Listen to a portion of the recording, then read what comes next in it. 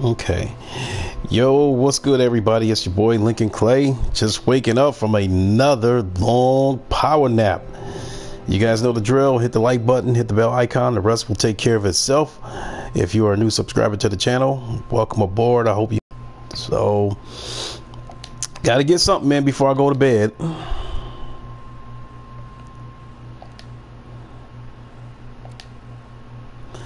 Don't call me Danny. What is up? Now, be warned for people who watch me uncompetitive. What's up? Yeah, I know uncompetitive. Yeah, I'm sleeping a lot lately. I haven't been to the gym in a week. But I'm choosing to play Battlefield today instead of VR because, for one, because of the sidebar, it'd be a little bit easier to read you guys' comments because, you know, with the VR, you can only type in a sentence or two, so...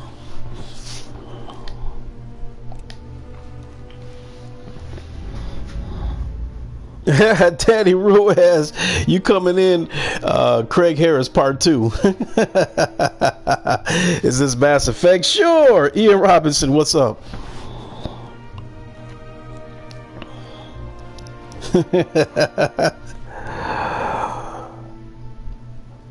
So, boy, oh boy, oh boy, there was some more juicy news coming out today. Yesterday, well, yeah, yesterday's podcast, I touched on, you know, some of the fuckery coming from Bethesda, and it just keeps getting worse. Tony Briscoe, what's up? Turns out that Bethesda should be able to get in a game here pretty soon. Turns out Bethesda charged $200 for some armor edition of Fallout 76. It's supposed to come with a helmet, a map, some figurines, and it was supposed to come with a canvas duffel bag. And what everybody got was a nylon duffel bag that looked like it was worth about $8. And to make it even more fucked up, Danny Ruiz, I don't mind this game at all. I haven't played the campaign yet.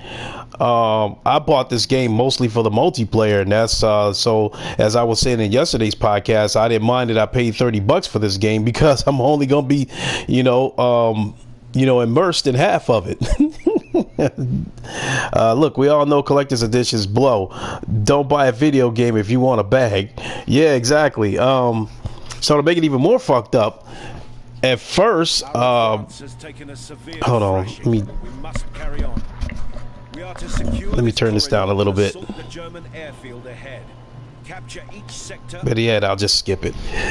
So to make it even more fucked up, they issued an initial response saying they were aware of the bag and they didn't plan to do anything about it, and they started catching some heat from it, and then they issued another statement saying that they didn't have the material. The bag was a prototype, you know, in the promo, and they don't have the materials to actually make the bag.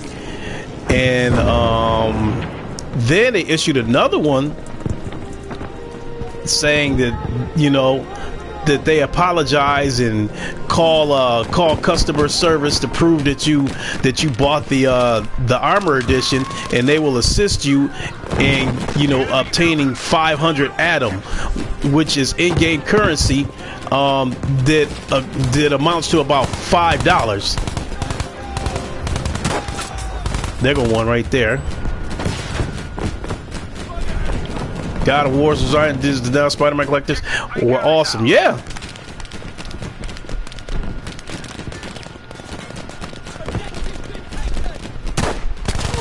Ooh, damn it! I took a hit. Damn. Oh, I think I got caught by a grenade.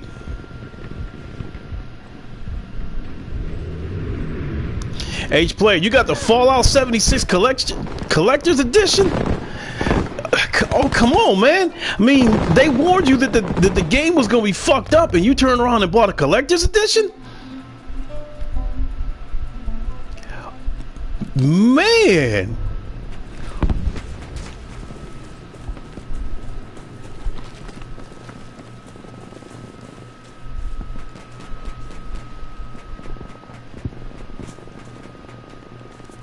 Yeah, let's get a little bit closer.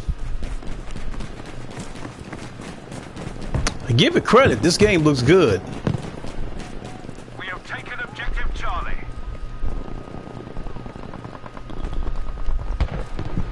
You like the game though? Well, if you like the game, I guess you can't complain about the game. But I've never bought a collector's edition. Keep hard, we can turn this around.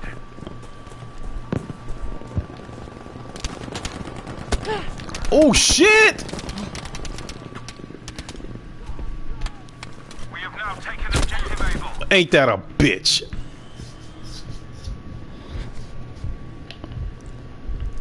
Yeah, this particular game right here, it's gonna be like what I went through with Battlefield 1. I'm gonna have to learn this game and learn these maps all over again.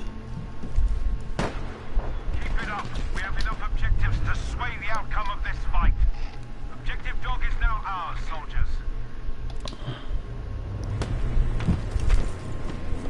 soldiers. Somebody's around here. Cause you see that little red. Oh, okay, they got him out of here. Soldiers, we have lost the Fatal Charade, what's up? I don't know if I've been mispronouncing your name this whole time. I don't know if it's Charade or Charade. Which one do you prefer? But I'm doing good, brother.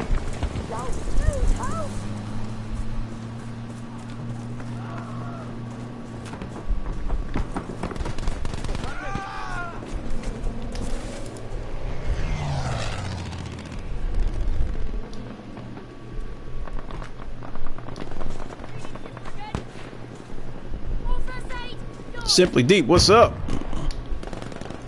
Haven't seen that much of you lately, man. What's been going on? good work. We've taken objective Boss. We have taken objective Easy. Good job. Damn, hold still. Oh, motherfucker.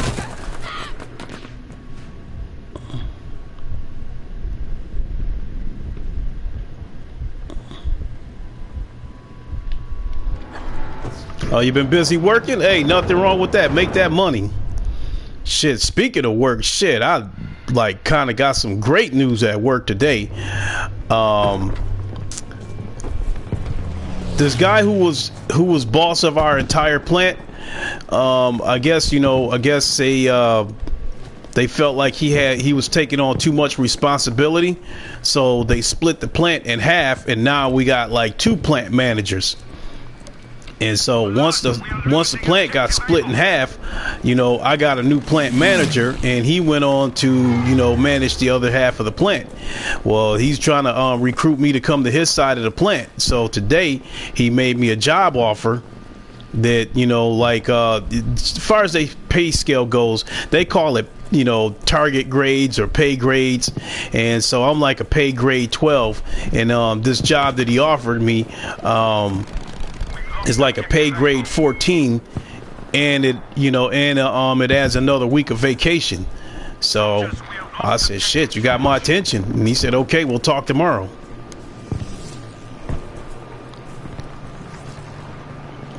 How do I like this game? I like it. I mean, like, you know what? If I hate to say it, but this is one game that if they would have sold this game the same way they did with Call of Duty, and they would have sold it for $30, I would have bought it. If they would have did that Call of Duty shit with no campaign and sold it for $60, I wouldn't have bought it. But I caught this game on sale, for $30.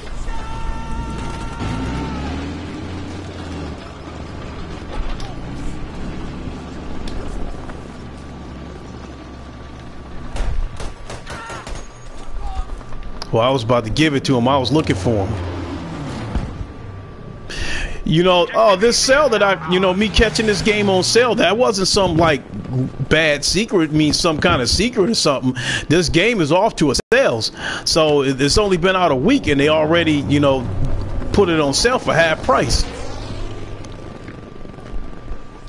So I think the picture is starting to become very clear with these publishers and game developers that they treating us like straight up bitches. My guess is in order to appease the damn it, they treating us like bitches in order to appease the shareholders.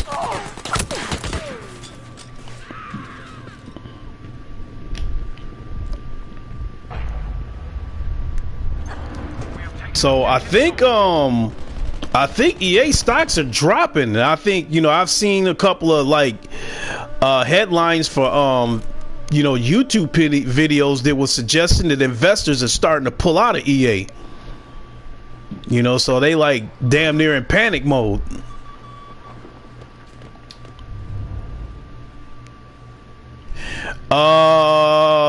Fatal Charade, I think either today or tomorrow was the last day that this game was on sale. I don't know about anywhere else, but this game I bought it from Target.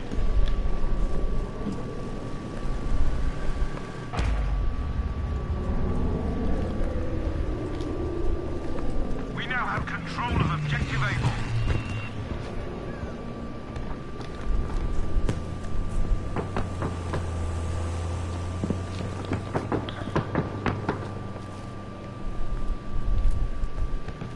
You know what? I gotta start getting inside some of these structures so I can try to take them out that way, so I can stay hidden.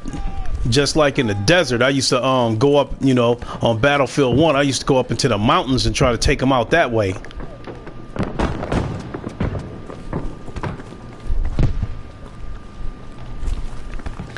Also, I tell you guys that after you pay full price, ouch. You know what, Robert? You know who you should sign up? You know who you should subscribe to? Is Game Cross, because he's the one he keep finding out about all these deals everywhere. It's like he come out with a video every day telling you what PlayStation Plus games are going to release, for the upcoming month, what games are going on sale, whether it's through the PlayStation Store, whether it's through Best Buy, Target, or whoever. That's how I found out about Battlefield being 50% off, was through his video. You should subscribe to him, and every time something goes on sale, he knows about it. So I would definitely subscribe to him. Game Cross. It's called Game Cross, all one word.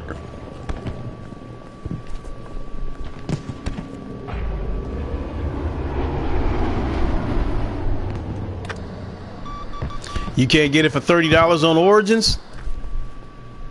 Hey, you know what? Whoa. You know, Fatal Charade, something else you could probably do is check the PlayStation Store or the Xbox Store, because I also heard that it was on sale there too. So if you don't mind getting the game digitally, I don't know, it still might be on sale there. But what does that say about a game that it's only been out a week and they already, had it on sale for half off? But I had rented this game. I had already rented this game once anyway. So I was kind of like, had mixed feelings about it, because, there's some principle involved. Part of me did not want to buy this game because I didn't like that shit that Patrick Soderlund said, that if you don't like it, don't buy it, and calling gamers uneducated, because I'm really getting sick of this shit where every time these publishers put out a fucked up game or it's loaded with microtransactions and we speak up against it, they start hollering that we entitled and, acting like brats and we want too much and all this kind of shit. Fuck that. I work hard for the $60 that I pay these motherfuckers. And I think it's not too much to ask for a complete game. There's that don't focus on a pay to win narrative. I don't think that's too much to ask.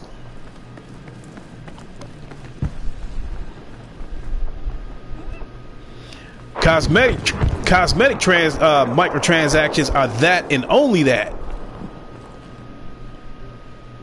You said you'll get it off CD keys for like 48 bucks. All right. I mean, 30 still sounds a lot better than 48. Matter of fact, I had mentioned that in my podcast yesterday that it was on sale. I do like the multiplayer. It is a good looking game. These graphics are great. A lot of detail in this game. And then with me having this new TV, I've been wanting to play some, flat screen games a little bit more.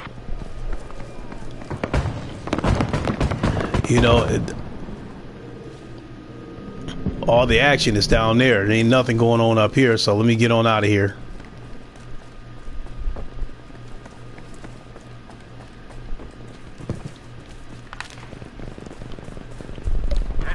I don't know what I know broadcasting through YouTube, the HDR is inactive. Oh shit. See that tank coming across the bridge. Let me get out of here. Players United, what's up? Ah! Let me get out of here. That tank is on the way.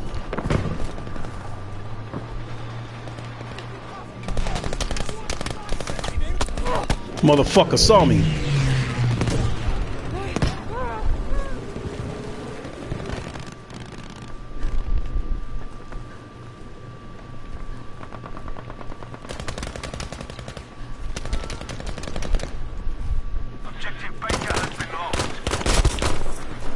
There we go. We filled him up.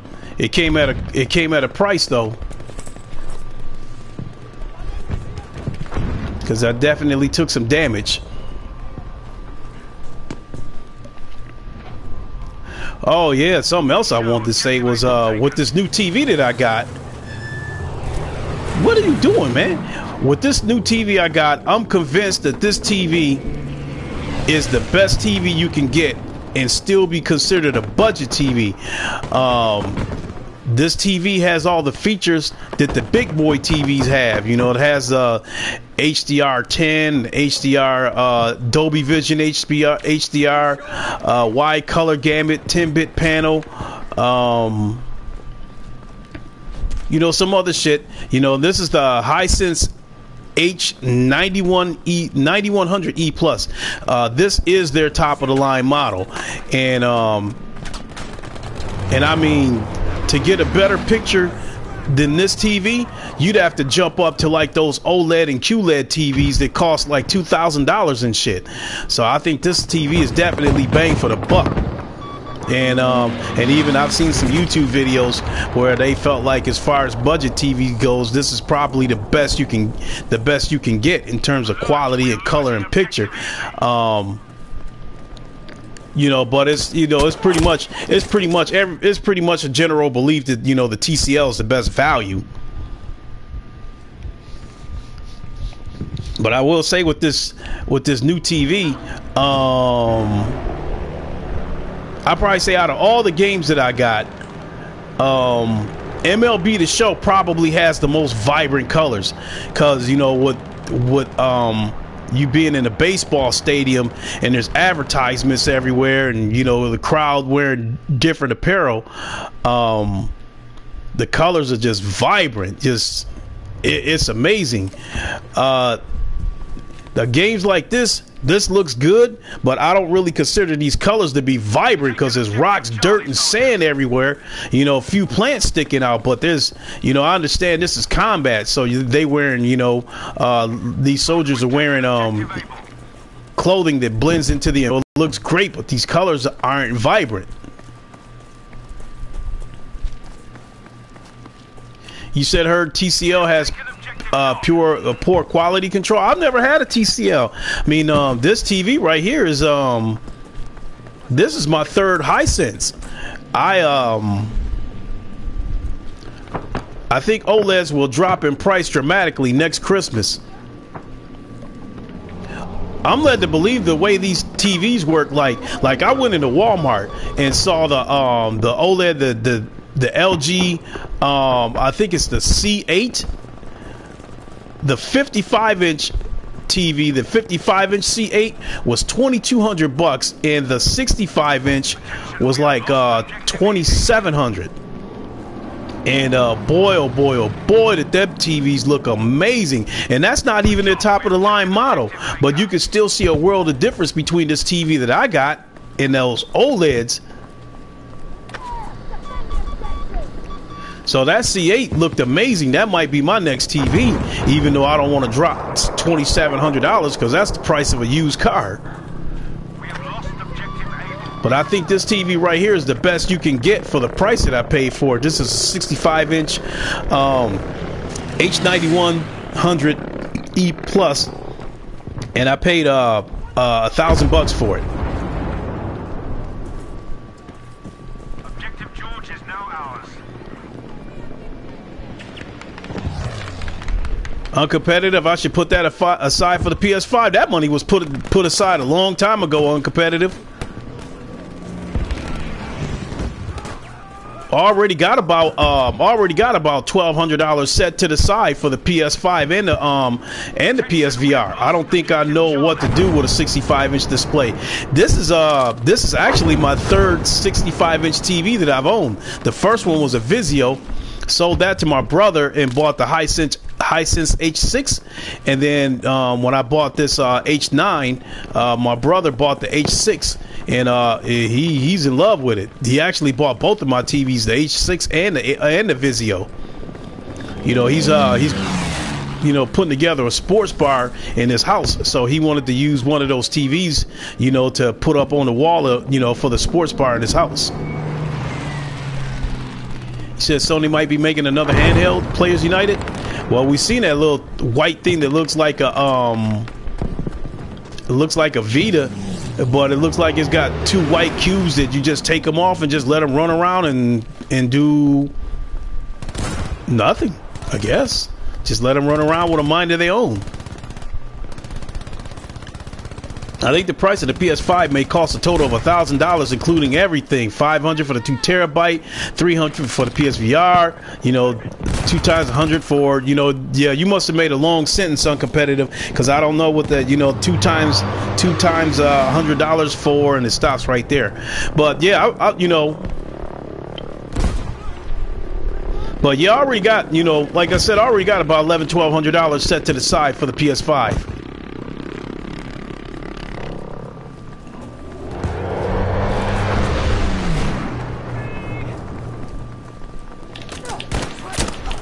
Oh my God, I tried to sneak up on him and stab him and pay the price. Oh, for 2 controllers? The controllers, see, like, nobody really comes over here on competitive because any of my friends that's hardcore, gamers have their own console. And people that I know that don't really get into video games, they know I love video games, so they not gonna come over here unless they prepare to watch me play video games. You said they replaced the PS5 Move, the PlayStation Move. Yeah, all that stuff. I'm prepared to pay for all that stuff. Matter of fact, when I bought my first 4K TV, I bought it as soon as they announced the PlayStation Pro. Now, if I'm not mistaken, they announced the PlayStation Pro in August of 2016. As soon as they made that announcement, I went and bought a TV that weekend because I wanted to hurry up and have it out of the way, because when the console drops, I didn't want to have to pay $600, $700, $800 for a TV and then another $400 for the console and drop it all at once. So I bought the TV 2 months before the console came out so I could get it out the way. You could play piano in VR? I might have to look into that. I got a little bit of a music background behind me. Back in high school, I was in the orchestra through 4th and 5th grade. I played the string bass, and then from the 6th grade all the way to when from when I left school, I played the viola. And I used to compete in this competition called Solo and Ensemble, where you play in front of judges from around the country, and they rate you. 1 is excellent, 5 is poor, and I never got anything less than a 2. I've also got a couple of medals from competing in Solo and Ensemble, because I've competed in Solo and Ensemble about 3 times, and I got a medal each time. I don't know where they're at. I have to find them. They're either buried in this apartment somewhere, or they're at my parents' house.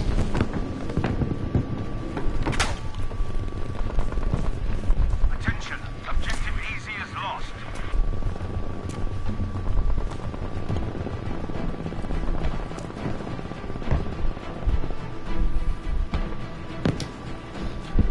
I'm not even really shooting at anybody. I'm just running around talking. So don't expect me to get a lot of kills. This is more or less me just getting my gaming feel in and chatting with you guys. So don't expect me to get, 98 kills. Thank you, Uncompetitive. As far as the viola goes, for the most part, I can still read music. Got him way back here with a headshot. We'll take an objective dog. For the most part, I can still read music. Can I still play? I can still play basic shit, but the kind of shit that I used to play in high school, yeah, I would need to, learn it all over again. Tobruk will be liberated. But yeah, I got not only that, uncompetitive. I guess I consider myself an artist. Going all the way back to the 3rd grade. One time in school, the teacher took those foam cartons that they put eggs in, and she cut them up in pieces and gave them to everybody in the class and said, draw whatever you want on it. And then from there, we put it on paint and then turn around and pasted it again on a piece of paper. So you'd have this, whatever you drew, you would have that, kind of like an outline of it. So I tried to draw Thor, because he had been my favorite superhero since I was a kid. And it was one of those stick figures, and it looked like crap. So there's one guy, I remember his name to this very day. His name was Augusto. The dude was amazing. That dude could draw his ass off, but anything he draw, because he paid so much attention to detail, would take him forever to draw it. So he drew a picture of Thor for me, and that inspired me to want to learn how to draw. So I just taught myself over the years how to draw, and I would go to there was a bookstore around the corner from my parents' house, and I would go buy comic books for like a nickel each. I would go in there with about $2 and buy as many comic books as I could carry, and I would come home and I would look through those comic books and I would draw pictures that were appealing to me. So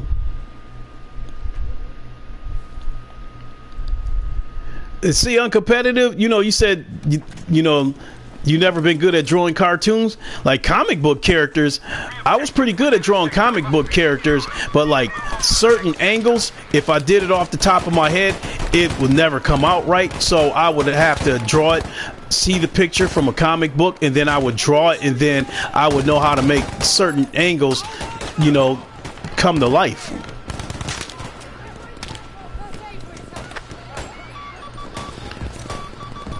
Well, I dropped out my junior year, to tell you the truth, Uncompetitive.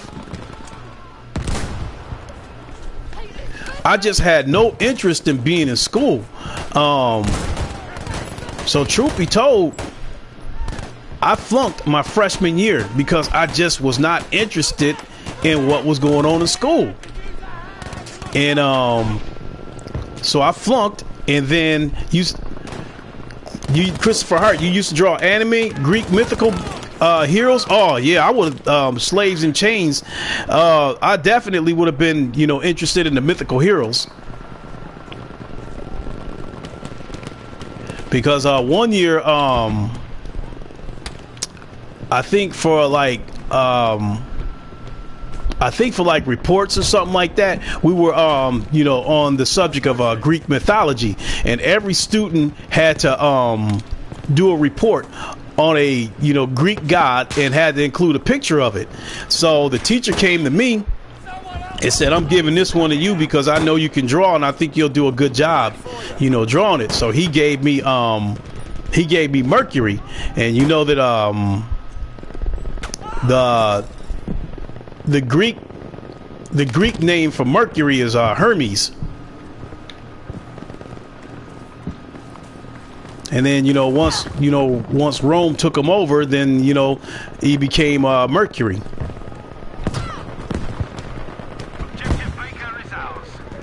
You had to draw Hercules for your teacher, and, you know, and I think the Greek name for Hercules was Heracles.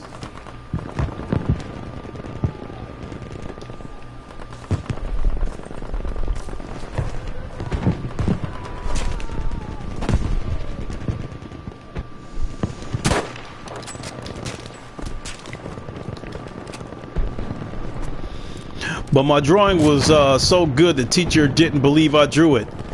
Hey, get this. Hey, get this, Christopher Hart.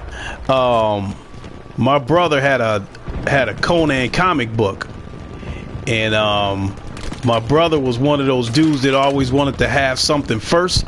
So when everybody say, "Hey, let me see it," no, you know, my brother wanted to be a trendsetter, or he wanted to be one of those dudes that had something first. So when it becomes popular, he can say that he had it first. Well, he had this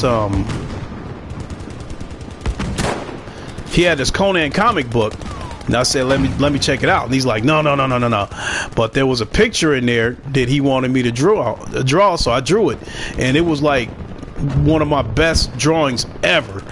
And he took it to school and told everybody he drew it. But that didn't fly. You know, a lot of people didn't believe it, because a lot of the people that knew him, you know, a lot of the people knew that I was his brother, knew that I could draw. So when he was running around telling people that he drew it, they instantly came to me and said, you know, your brother's running around with a picture of Conan saying that he drew it. You know, did you draw? And I was like, yeah, of course I drew it.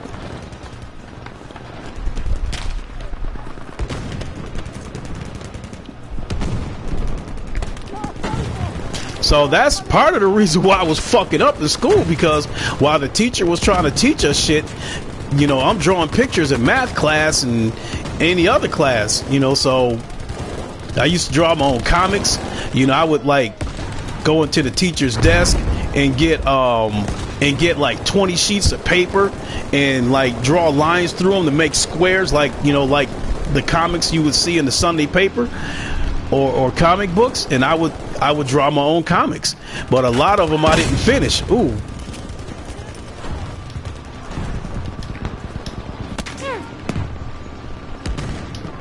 Oh, I took a hit.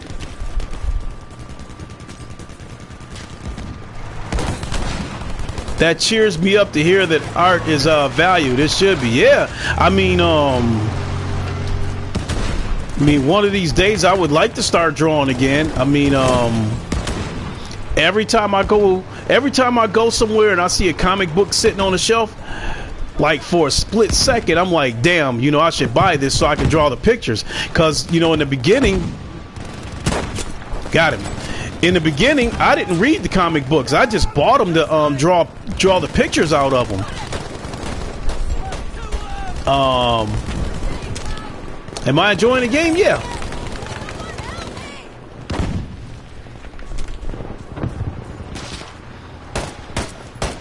I can't say that I would recommend this game to somebody because I've only played the multiplayer. I do like the multiplayer. But the entire game, I can't say that I can't recommend it to somebody because I haven't played the campaign yet. And I really don't know if I have an interest in playing the campaign.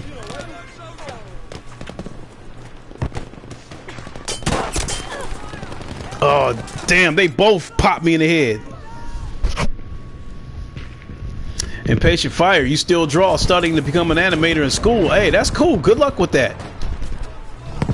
Tell you the truth, I wish my teacher believed I drew the Hercules pictures. She would have had an interpreter on her head. An entrepreneur, I'm sorry. To me, Battlefield has always been about the multiplayer. Yeah. You have a degree in animation? Holy shit. Oh, that's cool.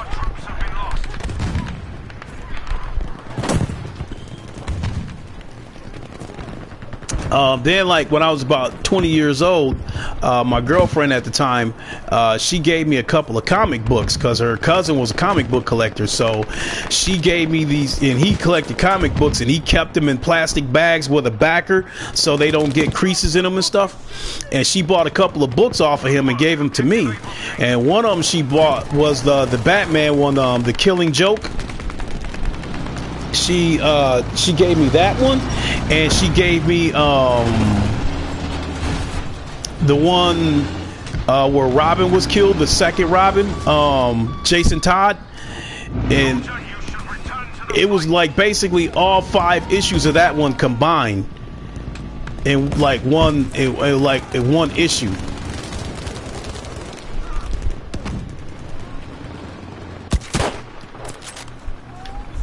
Ooh, I got a piece of them. And so,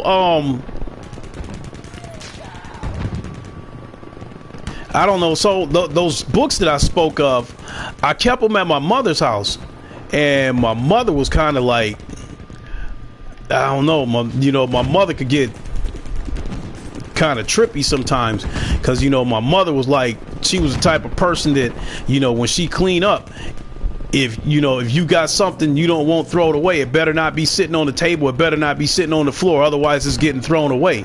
So I don't know if those comic books got thrown away or not, or if they stashed in her house somewhere and I forgot where I put them. So fast forward to about 4 years ago, a dude that I worked with, I told him about those books, and he collected comic books as well. So what happened was, I was able to find seasons 1 and 2 of the cartoon series Star Blazers, and I was able to burn them for him and put them on a disc. And he appreciated so much that he had those 2 books and gave them to me, The Killing Joke and Death in the Family. He gave me those 2 books. Not only that, he was an artist himself, and he drew a picture of the Justice League for me in front of the Hall of Justice. One of these days I'll take a picture and then like screen share it with you guys. You still have the old Gambit comics from my childhood. Cool. I know how to do traditional animations, but new tech I'm not up on. And everything is done in Flash now, which is easier to use, but not as good as quality wise. Shit, I'm from that old school where I did everything by hand.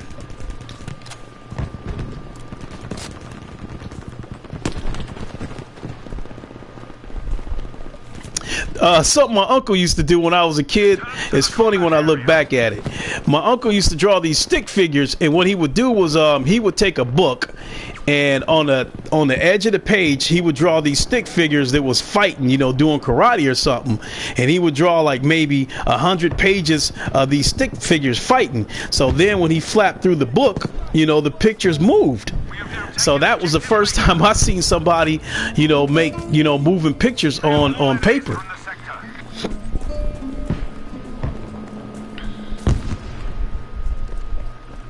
So bear in mind how old I am. I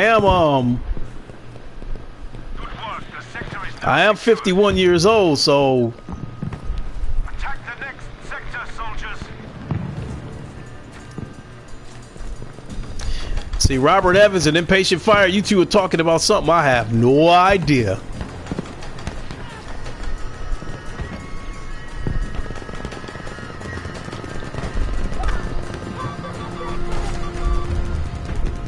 He said the video game Stickman became famous. He should have kept up with the stick figures. I mean, Christopher Hart, we talking like this is, my uncle did this like, we talking like when I was like 6 years old. So we talking like 40 something years ago.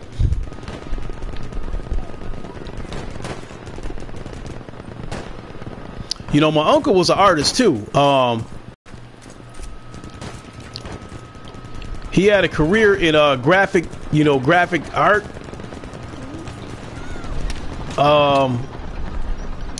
But he ended up taking on a different career, which I can't speak of because it would, yeah, basically I can't speak on it.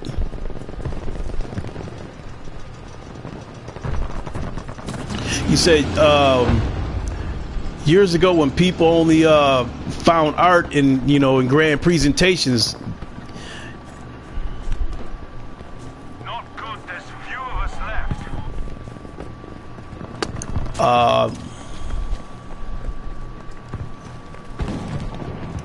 Another one of my relatives made a painting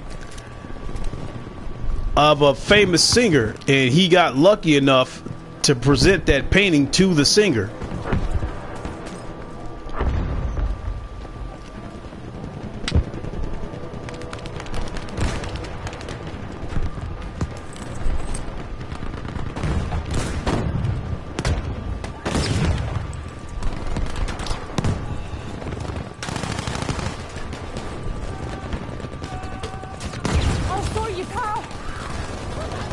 Hurry up.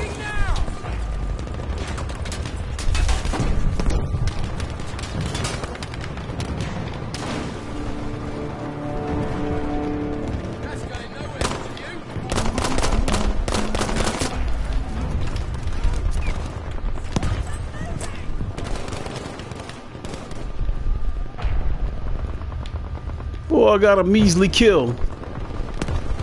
Let me go in here and see if anybody else in here.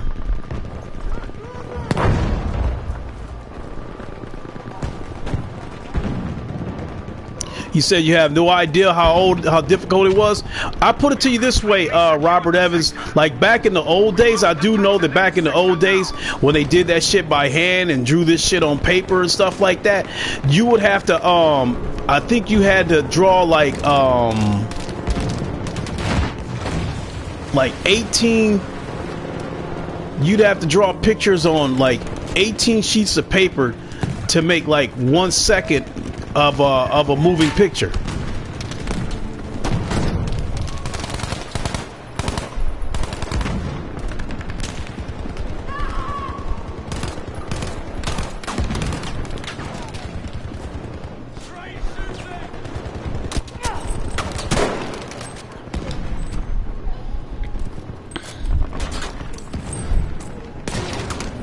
Oof.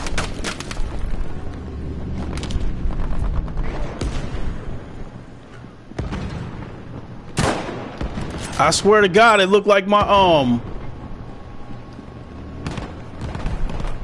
that's something that was always terrible in ZBrush. Nowadays we do everything on the computer and it's easier. I still like pen and paper though.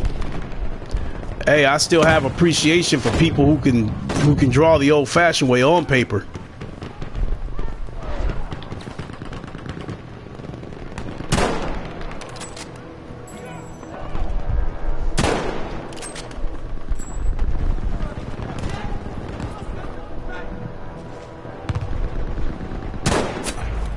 Damn, popped his ass right through that gate.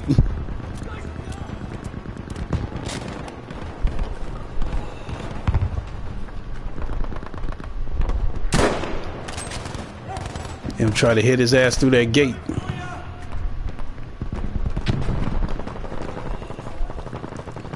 Clay, have you heard the news that people were trying to cancel Borderlands 2 pre-order, but now the now the developers reported move full locomotion? Yeah, yep. I learned that through Polish Paul.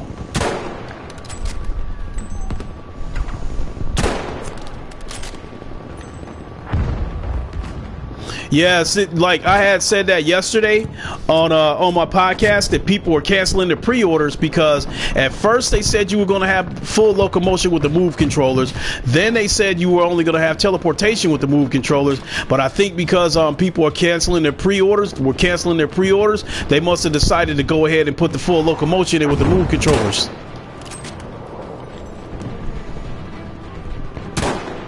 Come on, hold still, goddammit.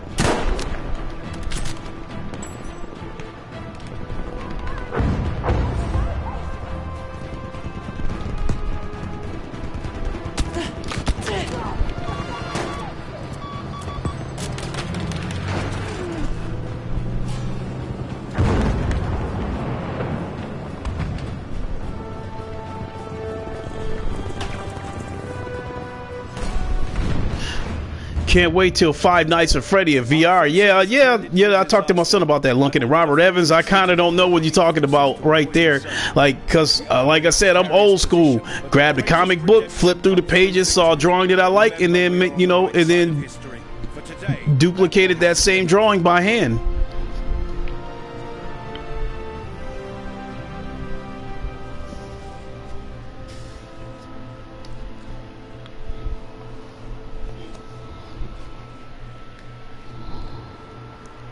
Damn, midnight already.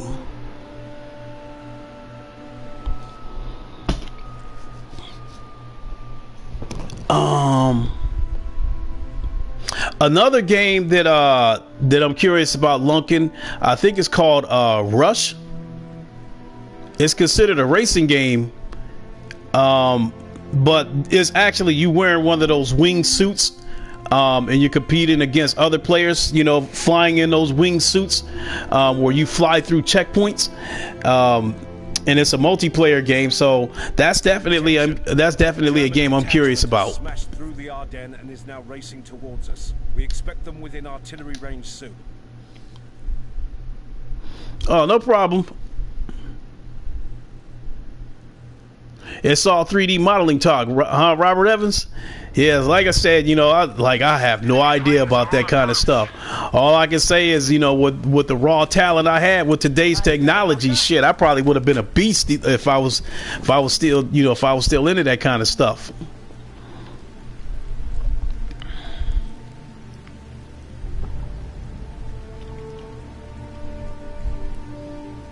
You know what? And the thing about comic books, I think just about everybody who works out probably had a childhood dream to look like something right out of a comic book.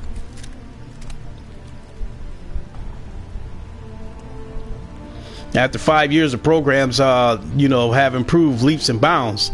Yeah, that's still stuff that I don't know about, but you know, hey, you know, if you follow me on Twitter, feel free to send me pictures of your work.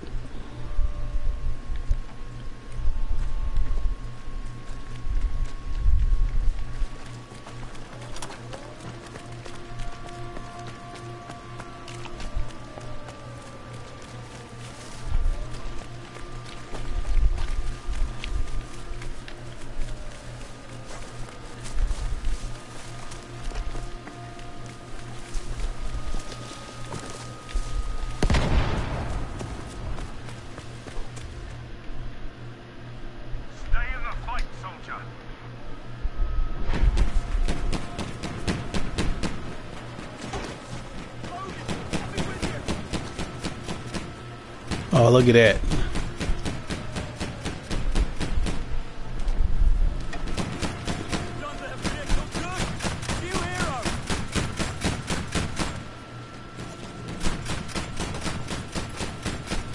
Yeah, that's another feature that they added where, like, you can fortify, you know, wherever you're at, you know, and like throw a bunch of sandbags down to help, like, build a barrier. Yeah, these programs keep improving at a crazy pace. Yeah, no doubt. Enemy planes coming in with reinforcements.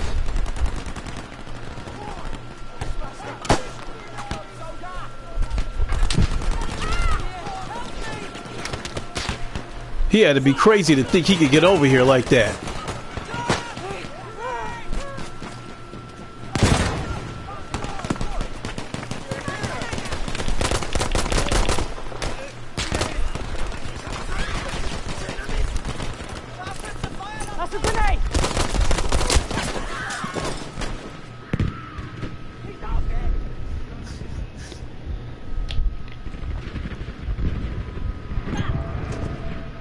So it looks like we're defending. I didn't buy Battlefield 5 because I hated the beta. I'll get it once the price drops below $30. We'll see how that plays out. Normally, I never miss a Battlefield game. Robert Evans, I'm working on a website for artists to post their portfolios on. I just have to add a few more plugins, trying to really hard not to pull a B, whatever that might be.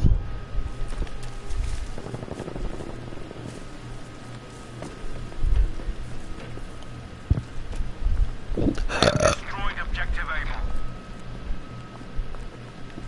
Able. So we're defending. So I guess that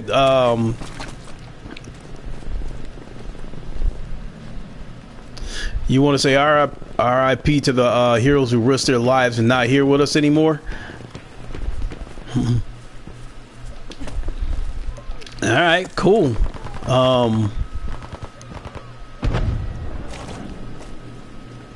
You know, when I was a kid in you know, in history class, there was, when they was teaching us about history in school, there was two subjects that I wanted to stay away from, and that was, you know, the wars, you know, the First and Second World Wars, and slavery. I didn't want to learn about it because, you know, I was, you know, it was like,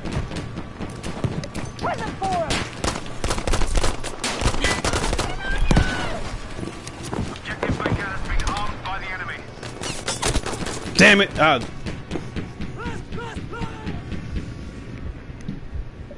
you want to check the video of a man who died saving a woman. Yo, as I got older, I did get, you know, I got fascinated with, you know, the First and Second World War, you know, and what was America's involvement in it. Enemies have armed objective. And Be alert. Objective Baker is distant. so I know that, like, with the First World War, I think the assassination of I think, like, Germany okayed for one country to assassinate somebody of another country. I have to go back and do the exact research and shit.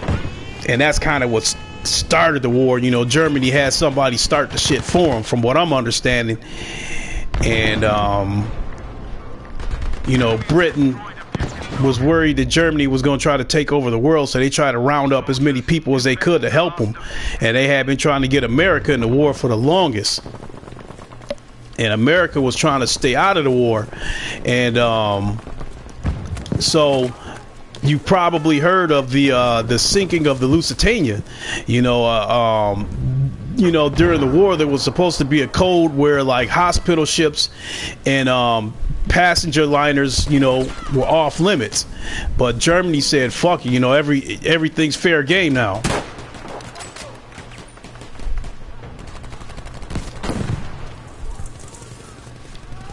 You know, Germany said everything's fair game now. So from what I understand, you know, Europe knew that the Germans were going to torpedo the Lusitania, and they went ahead and let it happen because there were Americans on board the ship, and they thought that was enough to make America get involved in the war. But the sinking of the Lusitania wasn't enough to force America into the war. I guess the final straw was, I guess, like, England intercepted a letter from the Germans that they sent to Mexico promising to give Texas back to them once they won the war. And I guess that was the final straw that made America get involved in the war. Be alert. They have armed objective Charlie.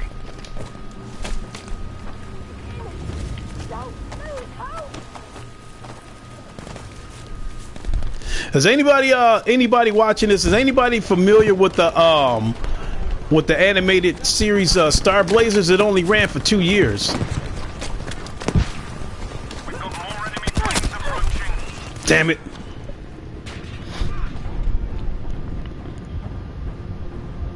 So that's how, you know, this animated series, Star Blazers, that I speak of, is the story of a space battleship, you know, and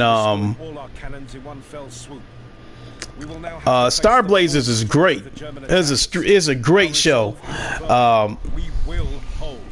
So I watched the show and then did not know that the show Star Blazers was based on the battleship. No, it wasn't like Voltron. It was like some space, you know, space shit, you know, a cartoon series. I wouldn't quite say Star Wars,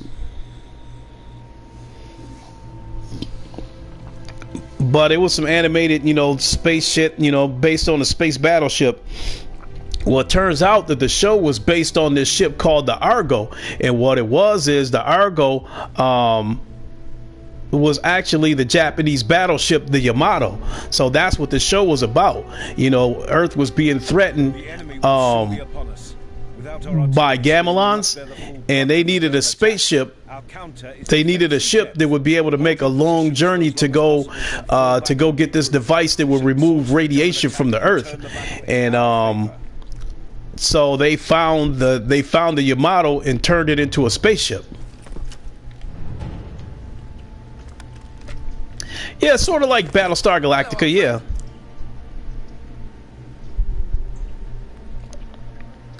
You know, if you can find Star Blazers on YouTube, but there's so many different versions of Star Blazers though.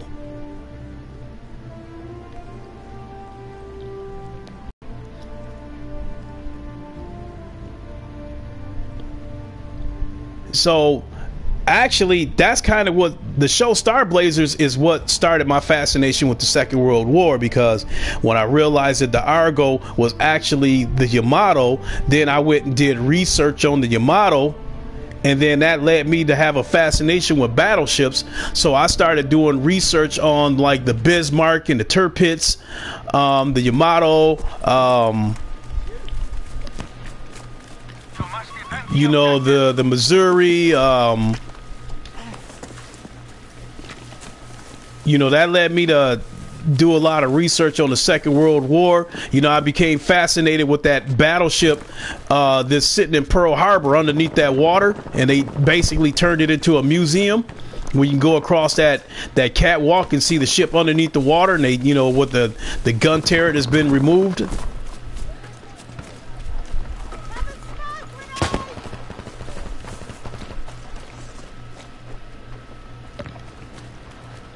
He said, sound like you need to watch it. You're a huge. I assume you're talking about BSG. There's a plot twist in Yakuza 6 about the Yamato. And see, the Yamato,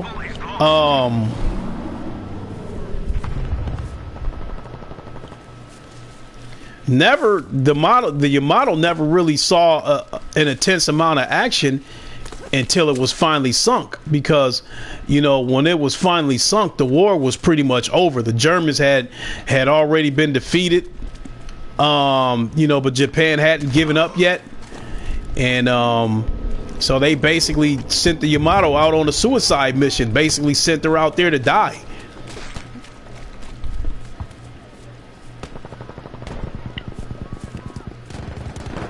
Robert Evans, there's a plot twist in Yakuza about the Yamato. Hey, you can tell me about it on Twitter if you don't want to spoil any, because, you know, it's enough of those Yamato games out there that I'm not sure I'll get to it. I mean, it's enough of those Yakuza games out there, I'm not sure I'll get to it.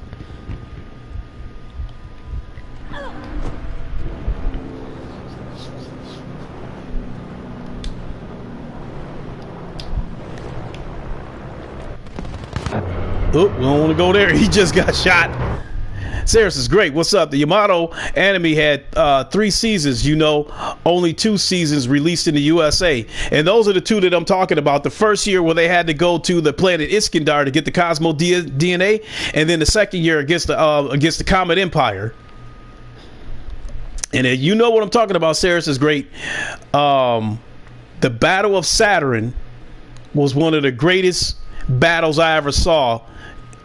Space battles, cartoon or real life, when the Earth Defense Force, when all those ships came together and fired their wave motion guns at the Comet Empire all at once, that big bright white explosion, and all it did was knock that white sheen off of the Comet Empire. That was one of the like slickest scenes I ever saw. Now I like to think you know what I'm talking about.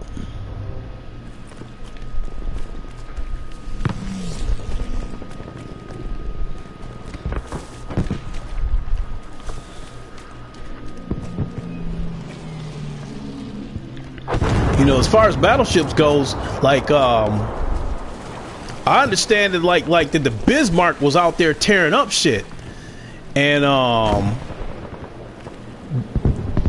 I guess basically like the Bismarck and the Tirpitz are identical ships.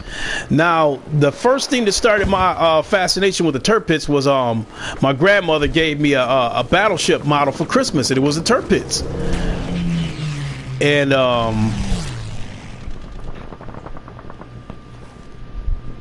I had felt like back then I thought the Tirpitz had some resemblances to the Yamato, which in turn, you know, has some resemblances to the Argo. So I was a little bit fascinated with the Tirpitz. And then, I think it was, I watched the documentary, and they were talking about how the Bismarck was out there tearing up shit, and it eventually got sunk. So after the Bismarck got sunk, the Germans was trying to be super careful and trying to protect the Tirpitz from getting sunk. So they kept it hidden, and basically threw a camouflage net over the top of the ship whenever they weren't using it. And, they were basically only using the ships for, sea to land attacks, just like firing at the shore from the sea. It really didn't engage against any other battleships.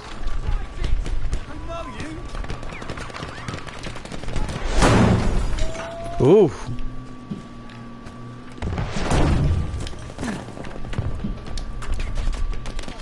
Still, I've got ya.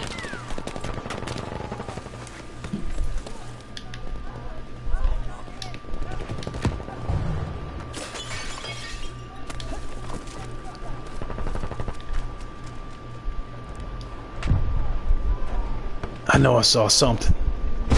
Whoa! Ooh, that tank nearly killed me. This here is great. Yeah, Star Blazers was the U.S. name, but if you watch the Japanese English dub, it was it's 100 times better. I got all 3 seasons. See, I got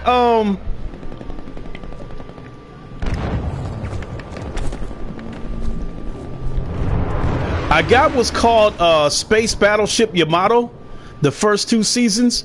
So I guess it was the Japanese version that was uncensored.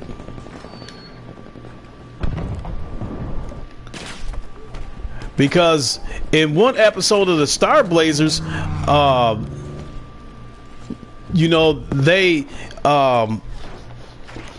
had captured a Gamelon pilot and was trying to interrogate him. And Wildstar came in and started beating his ass, because his brother was killed, in combat. So he tried to jump on that Gamelon. But the Japanese version of it, he came into the room with a knife and tried to stab him.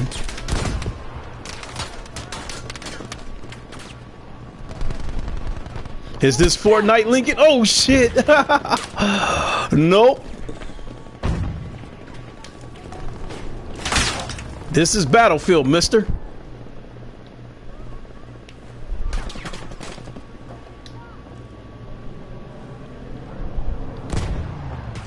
And even in this game, depending on where you hiding at, they can still shoot you through walls and fences and shit.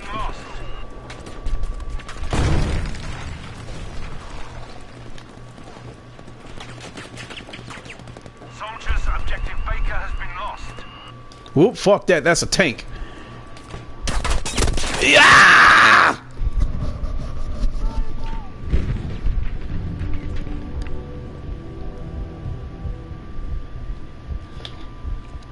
But I already knew even if I was good at this game, I was gonna have a bad night anyway from me blabbing, talking to you guys. But I definitely appreciate you guys hanging around this long, because I know for a lot of people, game streams, some people don't watch game streams very long. I'm guilty of it myself. I might watch game stream for about 20 minutes and then move on to something else, because I guess I'm like a lot of other people. I'd rather see a podcast than game streams.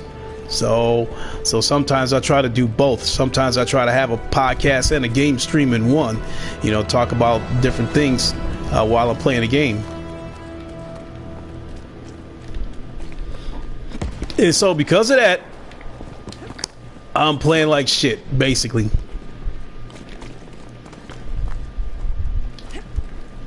A couple of nights ago, I was having a good night though on this game.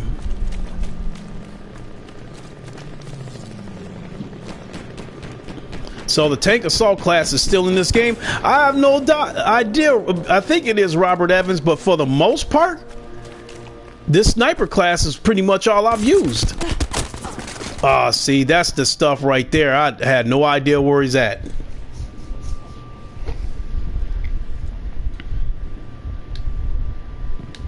I think lesson learned here. I'm going to start spawning near my teammates.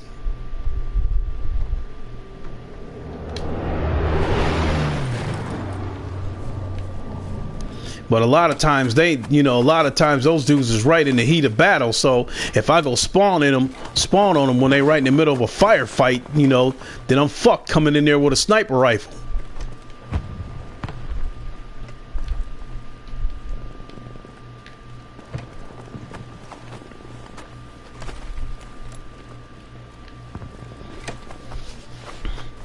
Oh, also with this new TV, oh my God, I might have to reconsider. Boy, oh boy, oh boy, did that Spider-Man look so amazing yesterday. I haven't finished playing Spider-Man. I haven't finished playing God of War, so I've been trying to play bits and pieces of them. And boy, oh boy, oh boy, did Spider-Man look amazing. That looked incredible. Tank assault would help decommissioning their vehicles. Okay. Yeah, I need to expand my horizons on this game and do something other than operations using the sniper class. I'm a creature of habit and kind of do the same shit over and over again.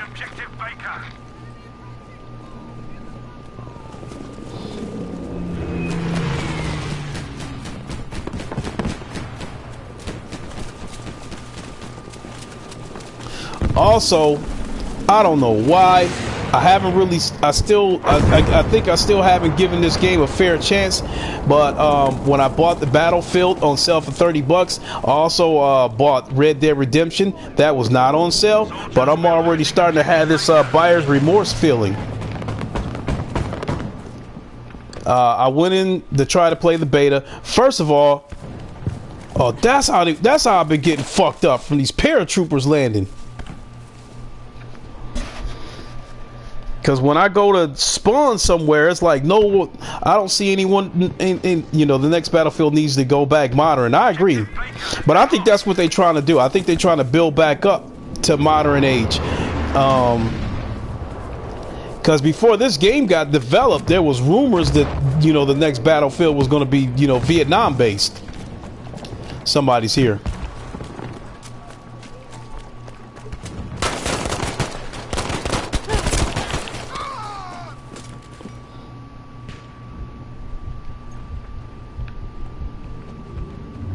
Damn, nobody around to help pick me up.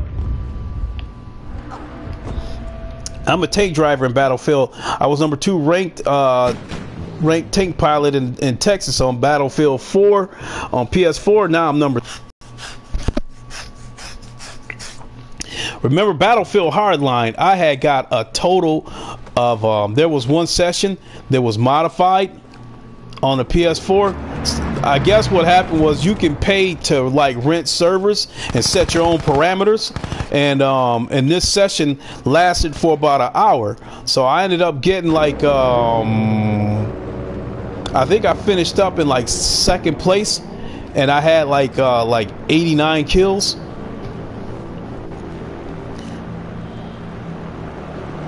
Money Man, how is the game so far? I know the price dropped to $30, but that I think either today or tomorrow was the last day that the game was $30. It goes back to regular price tomorrow. But I bought this game mainly for the multiplayer.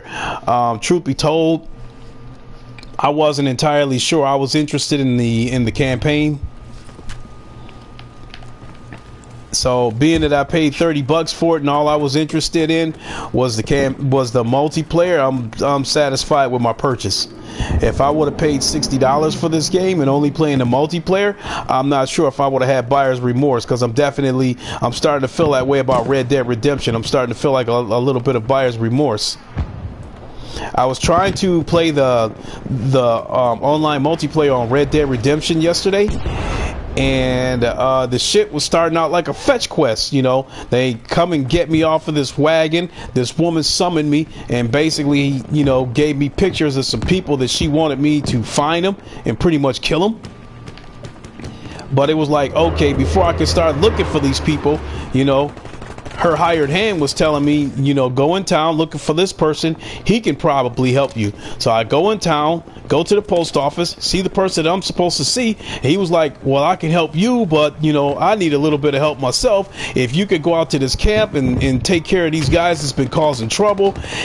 Like, back to that Grand Theft Auto shit where you start out on a mission, you have to find somebody to help you, and that person that you sought out to help you needs you to do something for them first and then send you out to go find somebody else. You go find that person, they send you out to find somebody else because they need you to do something for them. It's like everybody needs you to do something, and you got to go look for another person that takes you further and further away from the main mission.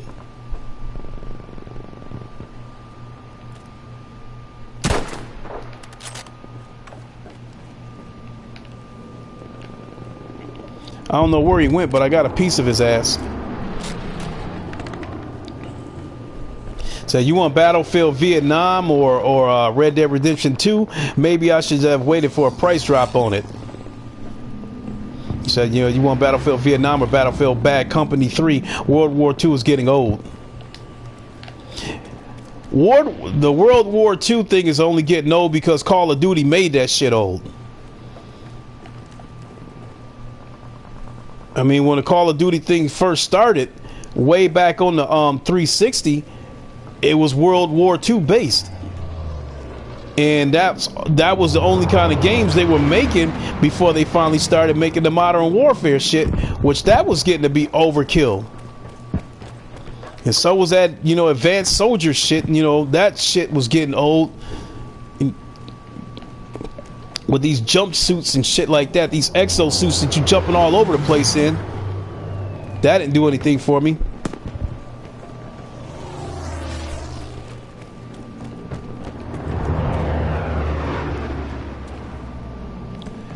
I'm looking for a place to shoot them from this bridge, but there's so many trees and shit like that and so far away. And not only that, me standing here on the bridge, I'm exposing myself because I have killed a couple of people from the ground that was standing on the bridge. But Call of Duty milks everything, and that's a hit for them, yeah.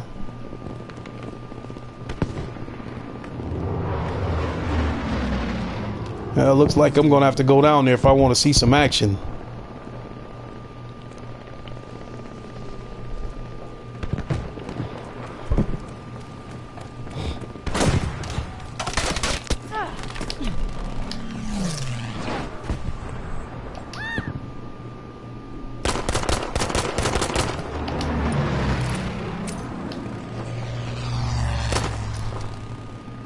He must have lagged out or something.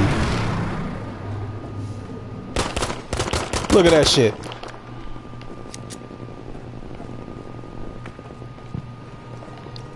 Let me try to stab him. Try to stab him in the eye. Fucker. Battlefield did the Future Warfare Battlefield 2042 first, and Call of Duty just copied that. Yeah, I wouldn't doubt it.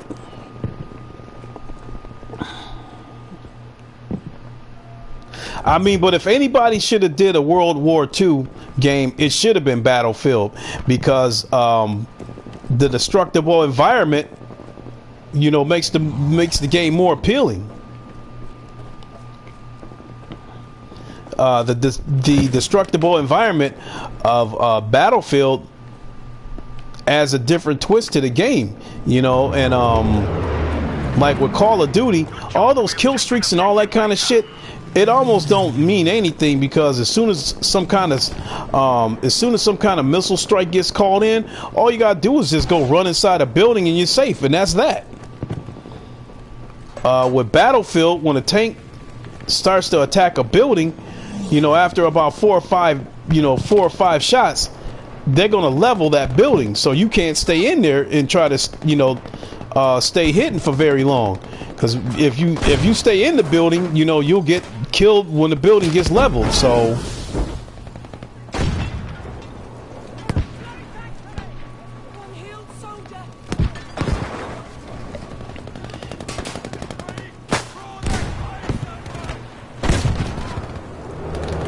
So it looks like it's some people at the other end down there.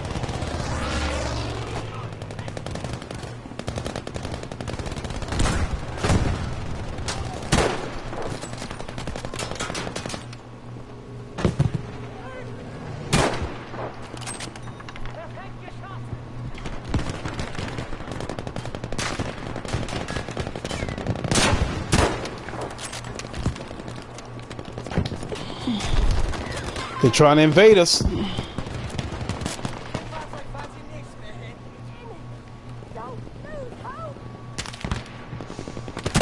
Get your ass off of there. Come on now, hit his ass in the head. Oh shit!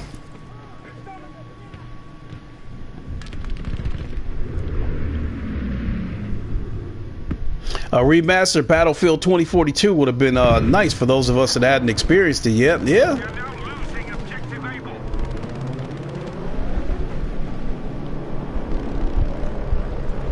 I think the only one of these, since I've been paying attention to this Battlefield shit, I think Battlefront was the one that didn't have the destructible environment, which that would have been really nice if the Battlefront games would have had, the Star Wars games would have had destructible environment too.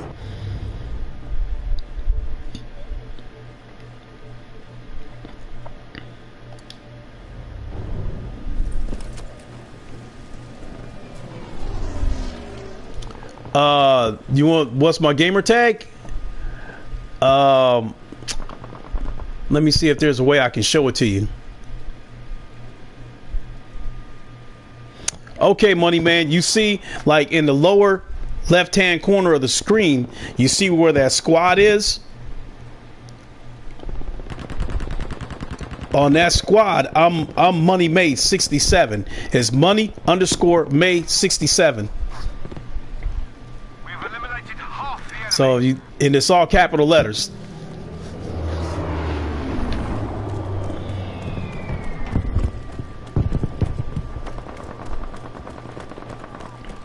But I don't have to work this weekend, so I'm gonna make sure I get lots of sleep so I can play a lot of VR this weekend.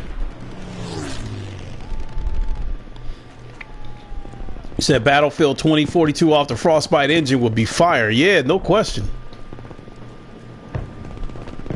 Battlefield 1 and 2 are trash. I play it, but it's a joke compared to the old Battlefront games. Oh, you said Battlefront 1 and 2 are trash. Battlefront 2, I did not like the campaign.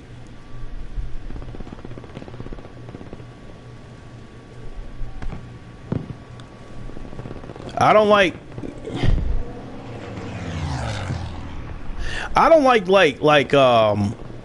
Iden Versio. I just, that campaign was just trash because, she was completely devoted to the Empire, and then when they attacked her home planet, now she ready to flip the script and join the rebellion. I mean, you've been with the Empire all this time and been fiercely loyal to them, know that they ruthless and destroy everything in their sight, and now you're ready to flip the script. And then when she finally flipped the script and joined the rebellion, she had this smug attitude like she'd been a part of the rebellion for God knows how long.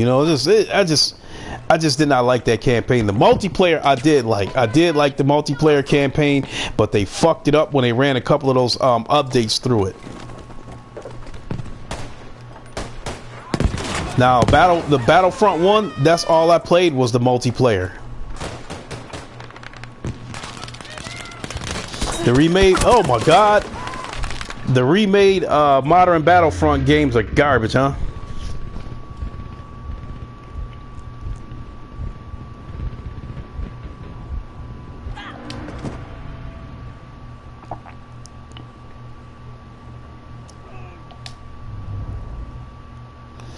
I guess bottom line with me, you know, the Battlefronts 1 and 2, I did like the multiplayer for the most part.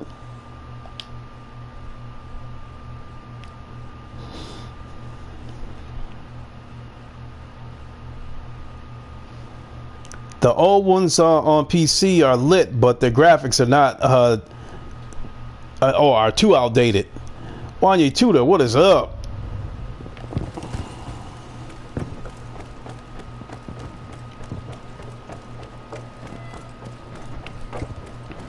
I said I ain't doing worth the fuck, so you know, I already got my excuses lined up. You know, one, I'm chatting with you guys. Number two, I'm still learning these maps on this game, because that's what made me good on Battlefield 1 was when I eventually learned the maps and found out where the high traffic areas were. I started getting good at the game, because when you being a sniper, it's all about learning where the high traffic areas are and try to pick these guys off from far enough away where you could pick them off but don't have to worry about getting hit.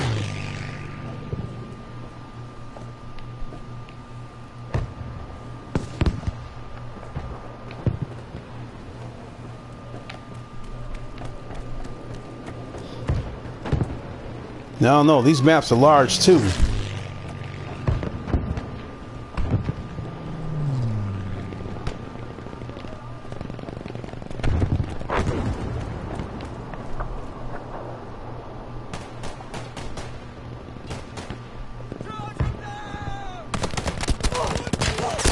Oh my God.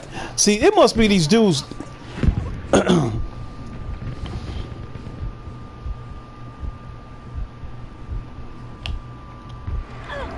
Okay, so let me look at this map before I deploy.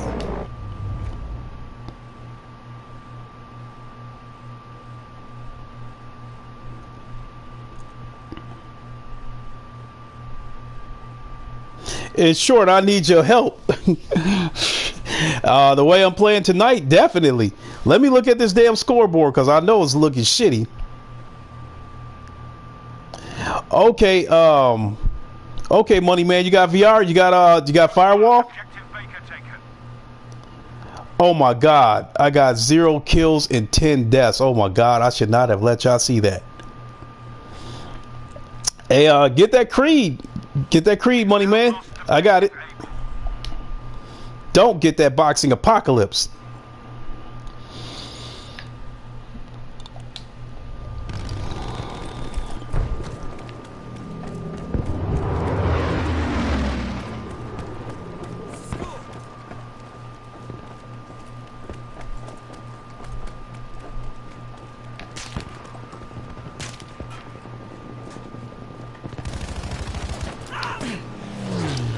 Oh, damn.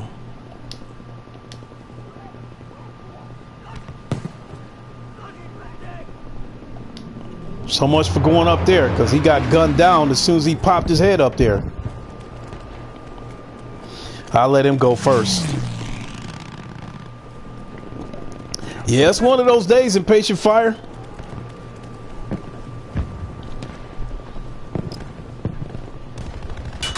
But like I said, I'm not gonna.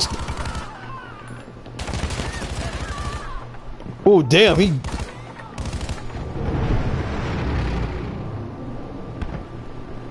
Get your ass up off that ground. There it is, my first kill. Pop this shit.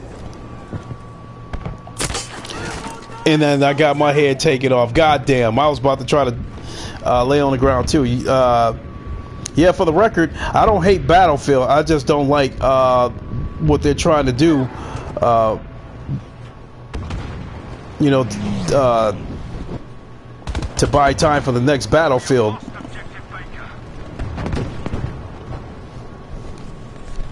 Hey, Patient Fire, thanks. But I turned around and got my head taken off as soon as I got him.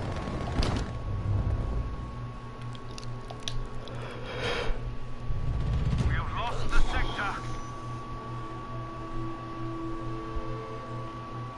Prepare for an assault. Fortify your position. And the thing about this grand operation that I'm still trying to figure out is that 1 minute you start out defending the objectives, and then the next minute you have to attack the objectives. Yeah, Patient Fire, I hate EA too.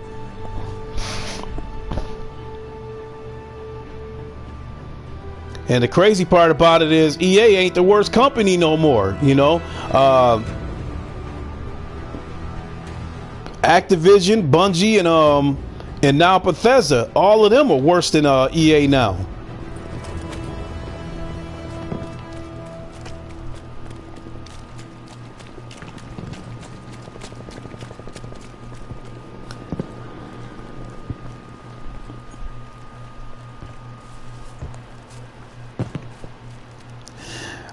Favorite word in Dice's game is nerf. That's why I stopped playing Battlefield series since Battlefield 4. Soldiers, we have lost objective Able. I ain't gonna lie, on Battlefield 4, I was playing the campaign, but the campaign kept crashing about 3/4 of the way through. You could get your money back for it, but I opted to keep the game because I like the multiplayer so much. But I'm not gonna lie, that building on the multiplayer of Battlefield 4, even to this day, is still one of the most amazing things that I've seen in a Battlefield game, when that entire building came crashing down.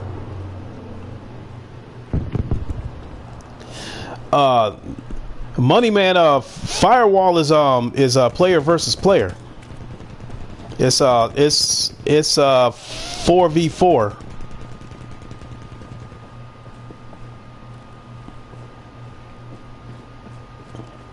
Why did I come up on this bridge? Ain't nobody up here anymore.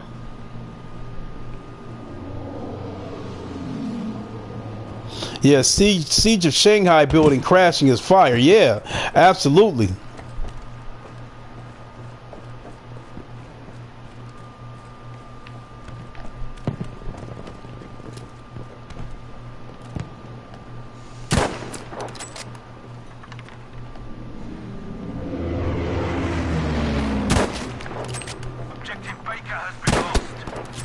Keep fucking around. Motherfucker! Ain't that a bitch? I don't even know why I went up on that fucking bridge anyway when the objective was already destroyed. We have taken objective Able.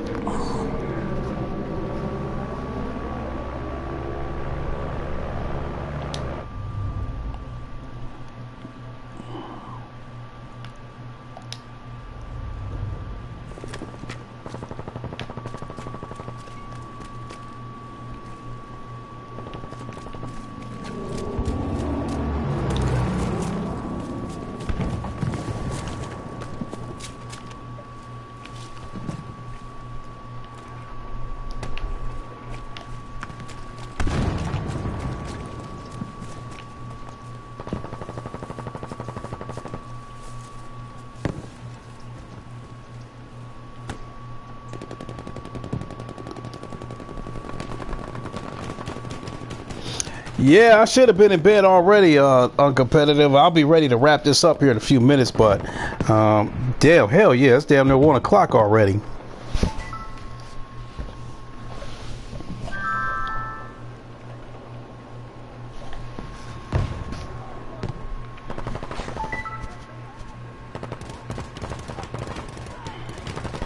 Here, let me go ahead and accept Money Man's friend request real quick. Because if I don't accept it now, I will forget. Does Firewall get you motion sick? Not me. Prepare the sector. Fortify defensive positions. Why? But I won't, Money Man, if you are new to VR, try a seated experience first. Also, Money Man, if you're concerned about motion sickness, drink ginger ale before you play, and that will alleviate the motion sickness. Because even to this day, as long as I've been playing VR, some of the older VR games when it first came out still make me feel a little bit funny, like Riggs being one of them. That game still makes me feel a little bit funny, and so does Star Blood Arena. So those are two games that before I play them, I have to drink some ginger ale. Even to this day, as long as I've been playing VR, as much as I'm an advocate for VR, as much as I've been I guess giving Sony that non-profit work promoting VR, and I'm not getting paid for it. Yeah, some of those older games still make me feel a little bit funny.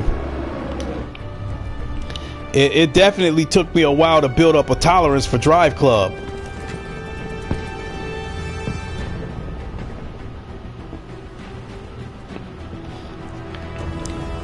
Yeah, but you know, drinking ginger ale is the best way to deal with the motion sickness, though.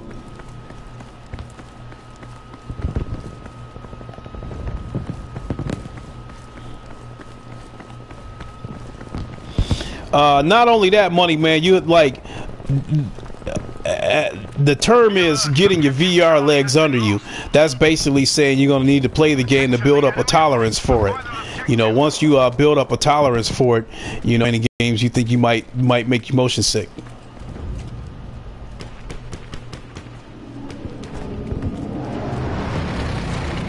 Nah, but I don't think Firewall is a game that... Oh, let me get out of there, because that tank turned his shit right at me.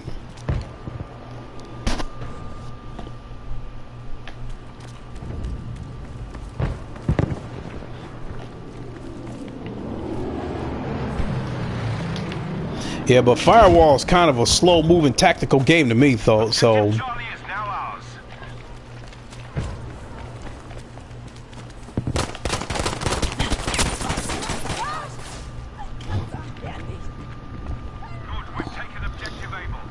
yeah, one more time. It might be time to go ahead and switch over to an automatic and get in there and mix it up a little bit closer, because these dudes is catching me by surprise.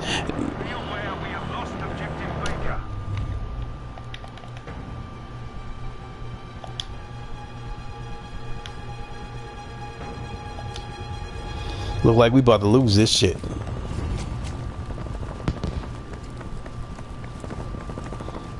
Look at this motherfucking Star Wars looking scope on this shit.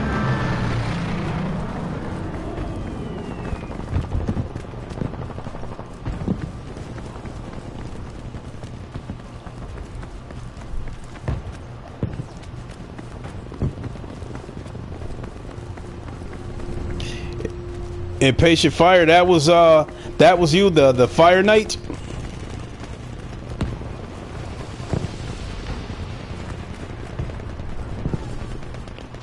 Attention, we are losing objective Able.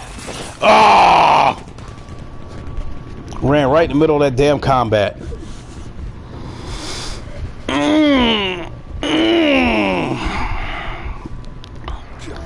Okay, well, I think it's about time for me to get ready to wrap it up, but being that I don't have to work this weekend, I will definitely have some kind of a podcast, because I can do it, you know, in the middle of the night if I want to, and don't have to worry about getting up for work the next morning. So yeah, either tomorrow or Saturday I will definitely have a podcast. Another thing with VR is you don't eat food before you play, or you're going to need a bucket near you. So if you're not used to VR. Wanya Tutor, did I sign up for the Anthem beta? No, I didn't know. I really don't even pay attention to these betas anymore. Anthem's not a game that I'm interested in. And truth be told, some of these games make you go through too much fucking shit, you know, to sign up for the beta. You know, you gotta send an email and wait for the email to come back and get this code and all this shit. And sometimes I just wait for the game to come out and then just go rent it. And then that way I know I'm dealing with the finished product.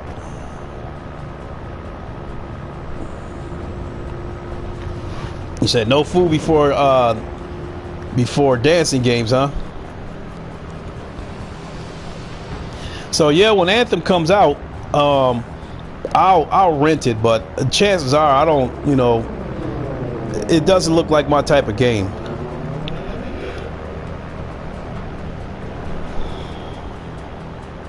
Yeah, you said it's a closed beta. Yeah, and I wouldn't want to have to go through all. I wouldn't want to have to jump all the hoops, go through jumping through all these damn hoops to get to this shit. You said the footage you saw of Anthem makes you feel sick. From what I'm seeing, it looks like it's a good-looking game, but it doesn't look like a game that I'm interested in. And then we also know EA's reputation.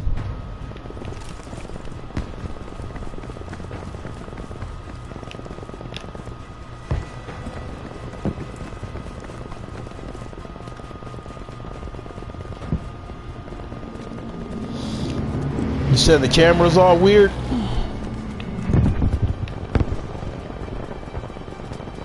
Truth be told, my biggest reason for when I go, you know, rent Anthem when it comes out, my biggest reason for renting it is to see what it's going to look like.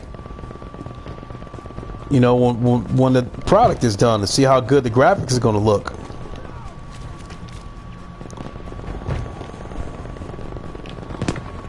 Because it looked like it has the potential to be the best looking third-party game out there.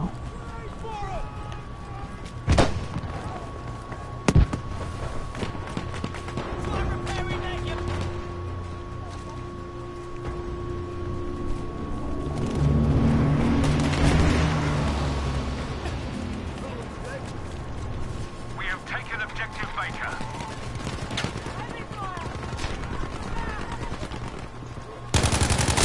Motherfucker! You expected we'll have individually purchasable cosmetics like Titanfall 2. Yeah, I mean, that's what they said on the EA stage, but I mean, during E3. But I said that before, that's, you know, that says a lot about your reputation when you have to use the E3 stage to reassure everybody that there won't be any fuckery in the game. Done it. Objective Charlie is ours. Because they was trying to set everybody up for the big kill with Star Wars Battlefront 2, because that game was built from the ground up to be a money making machine, you know, with these with those microtransactions. And if Disney hadn't stepped in and told them to turn that shit off, they would have tried to give us the big fuck over. And if they would have got it, you think things are bad now, it would have been much, much worse.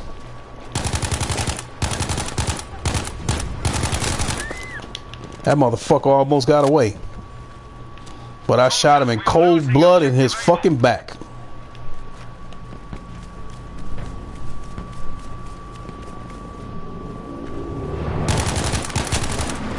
Motherfucker, eat it.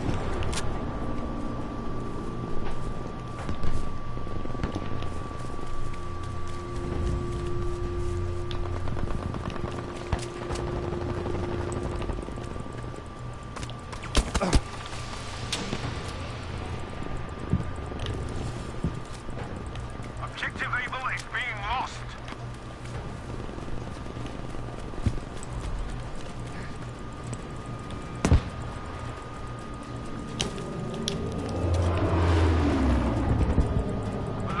I'm probably gonna get killed laying here like this, but I just wanted to take the objective back. We have now taken objective Baker. Damn, and they back already.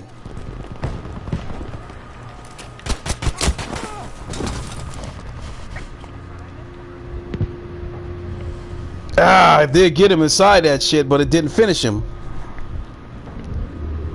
Attention, objective Baker has been lost.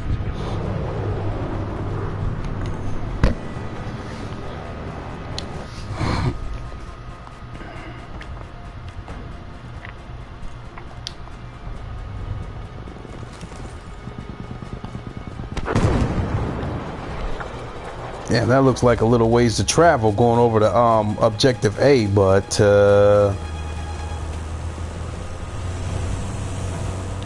damn, that's what the fuck I should have did. I should have got inside that damn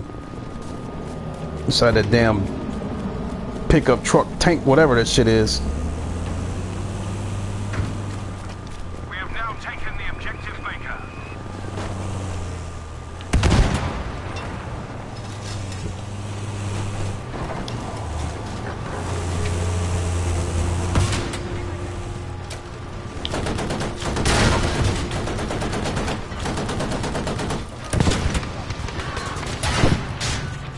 Damn, it's time to get out this motherfucker. This shit about to blow up. Motherfucker. Let's go, soldiers! Hey, somebody fix this shit.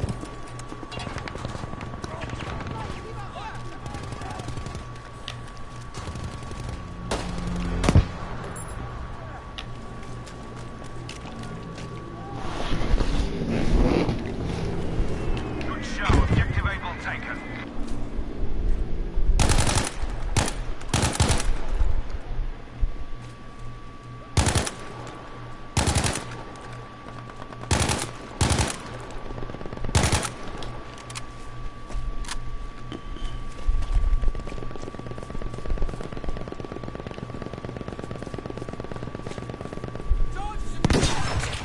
What the fuck?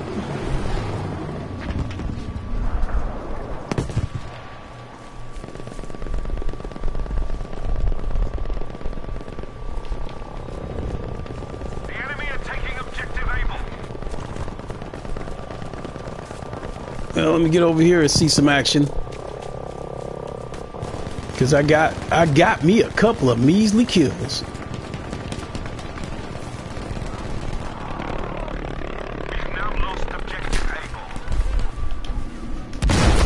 What the fuck? God damn. Attention, objective Charlie has been lost.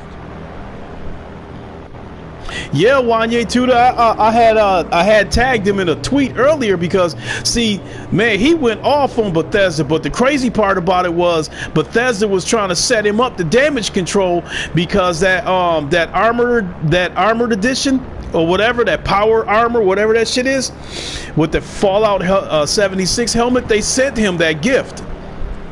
With the helmet, the poster, all that shit, they sent him that shit. And he said, like, he was like, I got a package from Bethesda.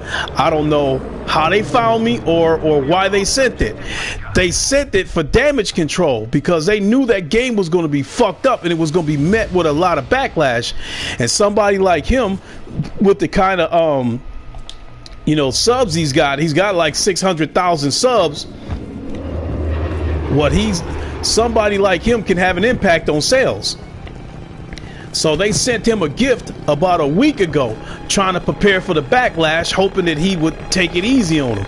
But he still went the fuck off on him. I mean, that video he made yesterday, the way he was talking about Bethesda, I totally forgot that they sent him a gift the week before.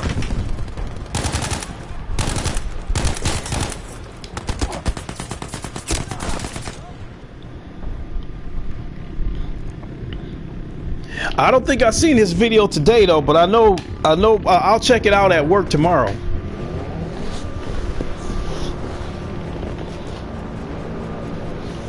Yeah, but he definitely went in on their asses. We can finish this.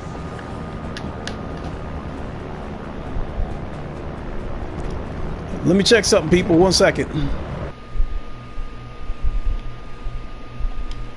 Okay.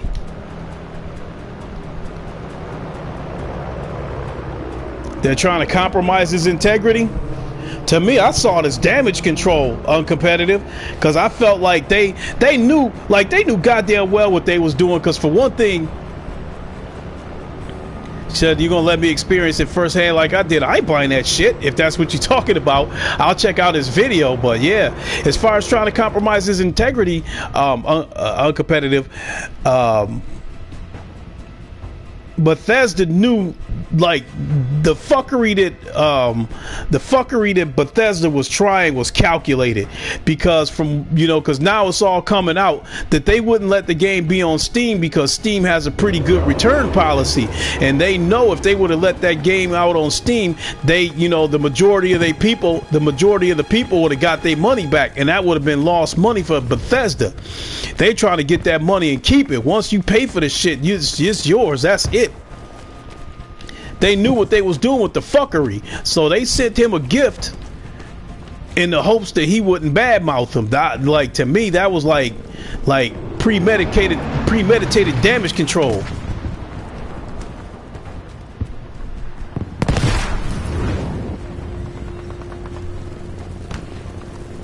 Where'd that motherfucker go?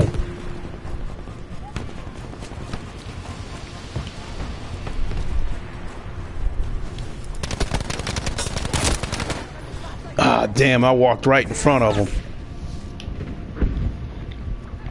Yeah, I'll check the video out from work tomorrow, Wanye. But no question about it. But Bethesda trying to send him that that box with the Fallout helmet and shit like that in it, that was like a please don't tear us the ribbons gift, you know. And then who was it? Master Chief or something like that on Twitter posted an article that Microsoft was paying YouTubers to say good things about them. You know, they had to like kind of like sign like a non-disclosure agreement, you know, not to that, you know, that they won't say that Microsoft paid them. I don't know what the initial payment was, but I guess on top of the initial payment, they was also getting like $3 for every 1,000 videos that was watched. But I guess like, but they was only paying up to they was only paying to like 100, like 1.25 million minutes watched. Once they got capped out at 1.2 million minutes, that was it. They wasn't paying anybody anymore. So some of these dudes sold out for pennies. You know, saying all this good shit about Microsoft, get labeled an Xbot, an X-Thot, you know, X-Twat, X-Fag, X-Cock, you know, whatever you want to call it. They sold out for a few dollars.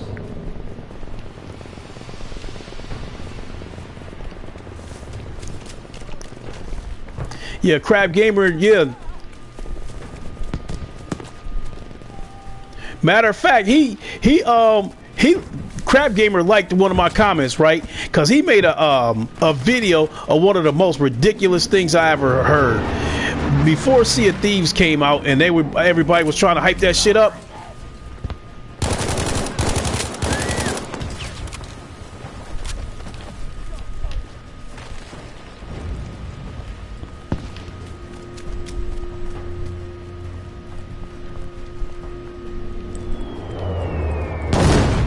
Oh shit. Look at that. Tore a big chunk of that damn building out. Motherfucker. He did some kung fu grip shit. No, but back to this Crab Gamer thing. When the hype was building up for Sea of Thieves, he was saying that his title naturally was clickbait, saying, you know, Xbox, you know, like PS4 fanboys are salty.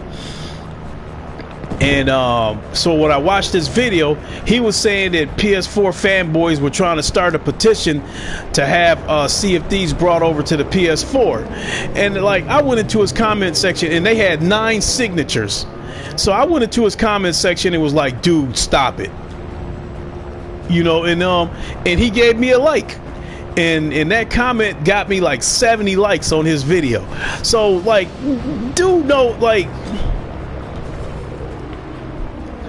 I don't know. This dude like the motherfucking Roddy Piper of YouTube or something. Cause he definitely the king clickbaiter. Good work. Objective Able taken.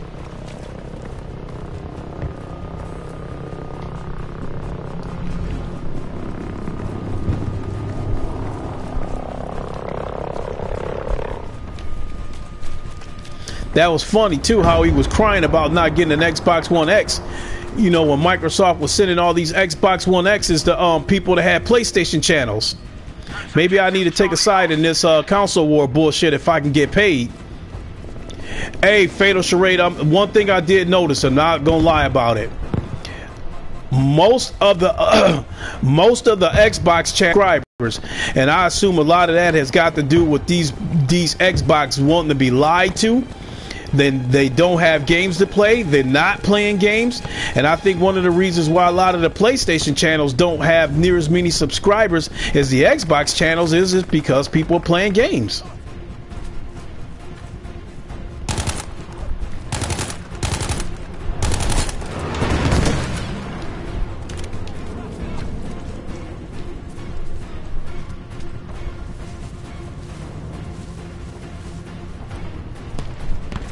Yeah, people like Randall Thor and like Griffin Gaming, Musclebound Gamer, Dealer Gaming, Crap, Code Eastwood. All these is people Xbox channels, and all of them dudes got like no less than like 10,000 subscribers. These dudes got anywhere from 10 to 100,000 subscribers. So that's something that caught my attention a couple of weeks ago, that the Xbox channels have way more subscribers. You know, Zaire got 15,000 subscribers.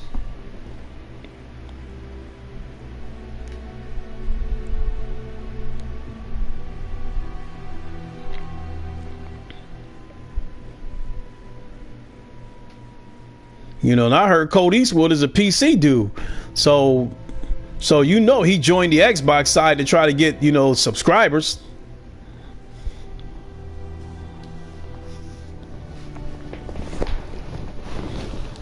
Shoot, damn, I've been on for 2 hours. God damn. Well, I'm gonna go ahead and wrap this up, but I promise tomorrow I'll play this game, so they all want to hear good news, whether it's false or not. They want to be lied to, Wanye.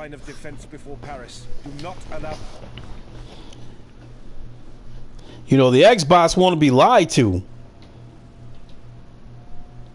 Thank you, Uncompetitive. You know, these Xbox channels, all these dudes know that Xbox don't got any compelling exclusives. Yeah, Wanya, I plan on being at the round table tomorrow. I don't know, the round table, some of these podcasts be going for 2-3 hours. I don't know if I'll stay the whole time because I want to break loose and get some gaming in. Not to mention that, I'm going to try to have my own podcast. I'm going to try to strategically place it after Ryan's podcast is over, but before the roundtable starts. And as far as that goes, if I'm not too tired tomorrow, I might ask Ryan if I can join his podcast. Because I got this open door with him. He lets me join his podcast anytime I want. So if I'm not too tired, I might try to join his podcast tomorrow too.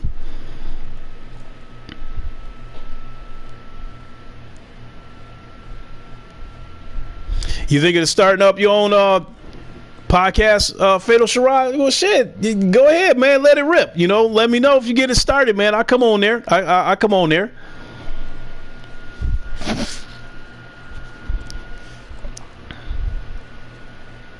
So I'm gonna go ahead and hang this up because I know I stayed up way. Here, let me Impatient Fire. Let me accept your friend request real quick before I forget.